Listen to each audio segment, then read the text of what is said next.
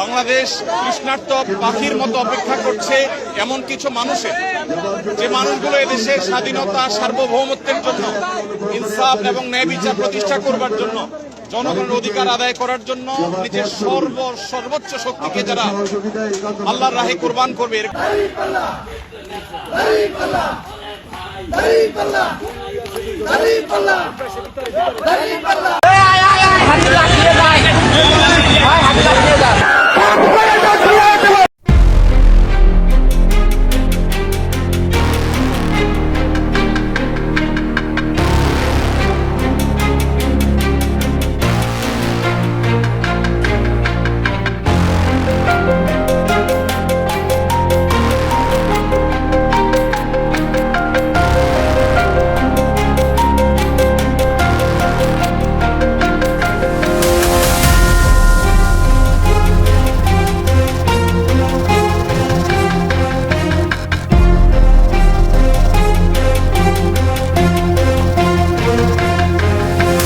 একটু দাঁড়ান, দৃষ্টিটা স্থির করুন।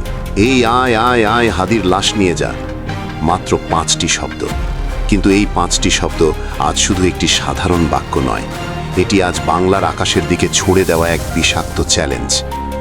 যে শহীদ শরীফ উসমান হাদির মৃত্যুতে বাংলার আকাশ বাতাস কেঁদেছে, যার জানাজায় লাখো মানুষের ঢল নেমেছিল, সেই শহীদের নাম মুখে এনে এত বড় দৃষ্টতা দেখানোর সাহস কিভাবে পায় একজন সাধারণ পুলিশ কনস্টেবল? জুলাই বিপ্লবের পর আমরা সাধারণ মানুষ ভেবেছিলাম পুলিশ হয়তো তাদের সেই পুরনো পৈশাচিক রূপ আর দেখাবে না। আমরা স্বপ্ন দেখেছিলাম এক নতুন বাংলাদেশের, যেখানে পুলিশ হবে জনগণের বন্ধু। কিন্তু গতকাল যা ঘটল তা যেন সেই স্বৈরাচারী শাসনের ভীতিকর দিনগুলোর কথাই মনে করিয়ে দিয়েছে। এবার প্রেক্ষাপট ভিন্ন হতে পারে, কিন্তু সাধারণ মানুষের ওপর আঘাতের ধরন ঠিক আগের মতোই রয়ে গেছে। ইনকিলাব মঞ্চের ভাইয়েরা যখন তাদের সহযোদ্ধা, আমাদের সবার আবেগের নাম শহীদ শরীফ উসমান হাদির হত্যার বিচারের দাবিতে রাজপথে নামল, তখনই তাদের ওপর নেমে এলো রাষ্ট্রীয় বাহিনীর নির্মম খড়গ। প্রিয় দর্শক, সামনের গুরুত্বপূর্ণ ভিডিও দেখিয়ে দেব, তার আগে অনুরোধ করব প্রতি মুহূর্তে পর্দার আড়ালে ঘটে যাওয়া সকল আপডেট সবার আগে জানতে এক্ষুনি সাবস্ক্রাইব করুন আমাদের অজানা গল্প নিউজ চ্যানেলটি, সর্বদা সত্য প্রকাশে অবিচল। আসুন দেখি। আর এই পুরো ঘটনার কেন্দ্রবিন্দুতে উঠে এসেছে একজন পুলিশ কনস্টেবল রাশেদ কাজী, ইউনিফর্মের দাপটে, যে কিনা আন্দোলনকারীদের দিকে তেড়ে গিয়ে অত্যন্ত তাচ্ছিল্যের সাথে বলেছিল, আই হাদির লাশ নিয়ে যা। শুধু একজন কনস্টেবল নয়, খোদ ডিএমপি কমিশনার নিজেই হাতের লাঠি নিয়ে রাজপথে নেমে পড়েছিলেন।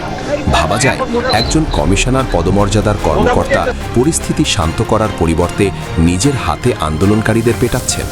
তিনি তার অধীনস্থ কনস্টেবলদের চিৎকার করে নির্দেশ দিচ্ছিলেন, মারো মারো, আরও জোরে মারো। আজকের ভিডিওতে আমরা উন্মোচন করব এই রাশেদ কাজীর আসল পরিচয়। কেন পুলিশ হঠাৎ এতটা হিংস্র হয়ে উঠল? কেন নির্বাচনের ঠিক আগ মুহূর্তে হাদি হত্যার বিচারের দাবি উঠলেই একটি বিশেষ মহলের গায়ে আগুন ধরতে শুরু করে? এবং সবচেয়ে বড় প্রশ্ন, জুলাইয়ের সেই বিতর্কিত পুলিশ বাহিনী কি তবে খোলস পাল্টে আবারও ফিরে এলো, নাকি এর পেছনে আছে আরও গভীর কোনো রাজনৈতিক ষড়যন্ত্র? প্রিয় দর্শক, আপনাদের কাছে একটি প্রশ্ন রাখতে চাই। এই যে রাশেদ কাজীর মতো পুলিশ সদস্যরা, যারা শহীদের নাম নিয়ে ব্যঙ্গ করে, যারা জনগণের টাকায় কেনা বুলেটের ভয় দেখায়, এমন 100 কুলাঙ্গার পুলিশের চেয়ে শহীদ শরীফ উসমান হাদির শরীরের এক ফোঁটা রক্তের দাম কি অনেক বেশি নয়? যদি আপনিও মনে করেন শহীদ হাদির রক্তের মর্যাদা এদের চেয়েও 1000 গুণ বেশি, তবে এক্ষুনি কমেন্ট বক্সে লিখুন, হাদি হত্যার বিচার চাই এবং কুলাঙ্গার পুলিশের শাস্তি চাই। আপনাদের প্রতি কমেন্ট এই জুলুমের বিরুদ্ধে এক একটি শক্তিশালী প্রতিবাদ। চলুন এবার মুখোশ উন্মোচন করা যাক সেই পুলিশ সদস্যের, যার নাম রাশেদ কাজী। সোশ্যাল মিডিয়ায় ভাইরাল হওয়া ভিডিওতে দেখা যায় এই পুলিশ কনস্টেবল অত্যন্ত ক্ষিপ্ত হয়ে আন্দোলনকারীদের ওপর চড়াও হচ্ছেন। তার বডি ল্যাঙ্গুয়েজ আর চোখের ভাষা বলে দিচ্ছিল তিনি কোনো আইন শৃঙ্খলা রক্ষা করতে আসেননি, বরং এসেছেন ব্যক্তিগত বা দলীয় কোনো আক্রোশ মেটাতে। তদন্তে বেরিয়ে এসেছে অত্যন্ত চমকপ্রদ তথ্য। অনেকেই ভাবছেন এই পুলিশ সদস্য হয়তো বিগত স্বৈরাচার সরকারের দোসর, কিন্তু না, এখানেই আসল টুইস্ট। রাশেদ কাজীর ফেসবুক প্রোফাইল এবং তার অতীত ঘেঁটে দেখা গেছে তিনি আদতে একটি নির্দিষ্ট রাজনৈতিক দলের সক্রিয় কর্মী ছিলেন। ছাত্র দলের রাজনীতির সাথে তার ছিল ওতপ্রোত সম্পর্ক। তার ফেসবুকে দলীয় প্রচারণা এবং পোস্টারের ছড়াছড়ি দেখা গেছে। প্রশ্ন জাগে, প্রজাতন্ত্রের একজন কর্মচারী হয়ে তিনি কি কোনো নির্দিষ্ট রাজনৈতিক এজেন্ডা বাস্তবায়ন করতে পারেন? আইন কি তাকে এই অনুমতি দিয়েছে? এই ঘটনা ভাইরাল হওয়ার পরপরই রাশেদ কাজী তার ফেসবুক অ্যাকাউন্টটি ডিঅ্যাক্টিভেট করে দিয়েছেন। কিন্তু কেন? কারণ তিনি জানেন তার থলের বিড়াল আস্তে আস্তে বেরিয়ে যাচ্ছে। তবে রাশেদ কাজী, আপনি আইডি বন্ধ করতে পারবেন, কিন্তু আপনার পরিচয় আজ বাংলার মানুষের কাছে পরিষ্কার হয়ে গেছে। আপনি সেই লোক যে শহীদ হাদির নাম মুখে এনে উপহাস করেছেন। ইনকিলাব মঞ্চের নেতাকর্মীরা এবং সাধারণ ছাত্র জনতা আজ শপথ নিয়েছে আপনার এই অন্যায়ের জবাব তারা আইনি পথেই দেবে। এবার আসি ঘটনার আরেক খলনায়কের দিকে, যিনি কোনো সাধারণ সিপাহী নন, তিনি ডিএমপি কমিশনার। ভিডিও ফুটেজগুলো ভালো করে দেখুন। একজন শীর্ষ পর্যায়ের কর্মকর্তা যার কাজ হলো পরিস্থিতি নিয়ন্ত্রণ করা, তিনি নিজের হাতে লাঠি তুলেছেন। ভিডিওতে স্পষ্ট শোনা যাচ্ছে তিনি বলছেন, মারো মারো। একজন কমিশনার যখন নিজেই পিটুনি শুরু করেন, তখন তার অধীনস্থরা কতটা বেপরোয়া হতে পারে তা গতকালের দৃশ্য না দেখলে বিশ্বাস করা কঠিন। এই দৃশ্য আমাদের সেই পুরনো ফ্যাসিস্ট আমলের কথা মনে করিয়ে দেয়। তবে কি শুধু চেহারার পরিবর্তন হয়েছে, চরিত্রের নয়? শুধু রাস্তায় পিটিয়েই তারা ক্ষান্ত হয়নি। পুলিশের এই বাহিনী এতটাই উগ্র হয়েছিল যে তারা যাত্রীবাহী বাসের ভেতরে ঢুকে সাধারণ যাত্রীদের পিটিয়েছেন। এমনকি আল্লাহর ঘর মসজিদকেও তারা রেহাই দেয়নি। পুলিশের তোপের মুখে অনেক আন্দোলনকারী জীবন বাঁচাতে মসজিদের ভেতরে আশ্রয় নিয়েছিলেন।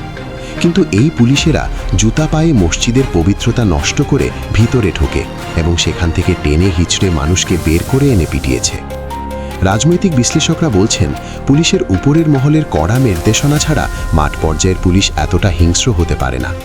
ডিএমপি কমিশনারের এই সরাসরি অংশগ্রহণ প্রমাণ করে এই হামলা ছিল পূর্ব পরিকল্পিত। কিন্তু কেন পুলিশ এতটা মরিয়া? এর উত্তর খুঁজতে আমাদের একটু পিছনে তাকাতে হবে।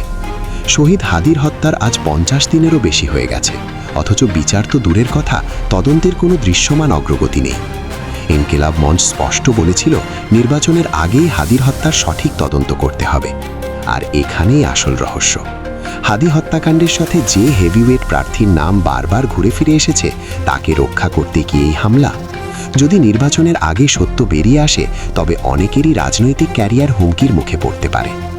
ইতিমধ্যে লোক দেখানো 2 জনকে বহিষ্কার করার কথা শোনা যাচ্ছে।